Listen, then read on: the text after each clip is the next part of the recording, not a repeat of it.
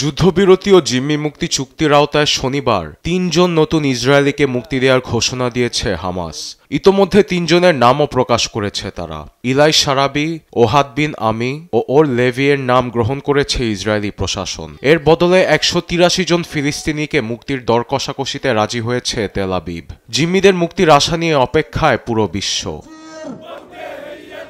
যুদ্ধবিরতির মধ্যে থাকলেও ইসরায়েলি বাহিনীর দিকে একের পর এক অভিযোগের তীর ছুটছে হামাস। তাদের দাবি, ধ্বংসস্তূপে আটকা পড়া প্রায় 12,000 ফিলিস্তিনির মরদেহ তুলতে বাধা দিচ্ছে ইসরায়েল। বড় বড় ইট পাথর সরানোর জন্য কোনো ধরনের ভারী যানবাহন প্রবেশ করতে দিচ্ছে না তারা।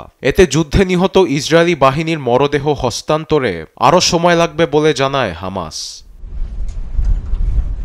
ভারী যানবাহনের পাশাপাশি সাধারণ মানুষের জন্য বরাদ্দ ত্রাণ ট্রাকও উপত্যকায় প্রবেশে ইসরায়েলি বাহিনী বাধা দিচ্ছে বলে অভিযোগ হামাসের। এতে অনাহারে দিন কাটাচ্ছে হাজার হাজার ফিলিস্তিনি। অপুষ্টিতে ভুগছে শিশুরা। গরম কাপড়ের অভাবে কনকনে ঠান্ডায় কাঁপছে গাজাবাসী। একদিকে মানবিক বিপর্যয়ে ফিলিস্তিনিরা, অন্যদিকে নেতানিয়াহুর হাতে একের পর এক ক্ষেপণাস্ত্র তুলে দিচ্ছে মার্কিন প্রেসিডেন্ট ডোনাল্ড ট্রাম্প। কাতার ভিত্তিক গণমাধ্যম আল জাজিরা বলছে, মার্কিন পররাষ্ট্র দপ্তর নেতানিয়াহুকে $6.75 বিলিয়ন বোমা, গাইডেন্স কিট ও ফিউজ সরবরাহের অনুমোদন দিয়েছে। একই সঙ্গে $660 মিলিয়ন বিধ্বংসী মিসাইল দিবে ইসরায়েলকে। এতে আন্তর্জাতিক মহলে তীব্র সমালোচনার মুখে মার্কিন প্রেসিডেন্ট।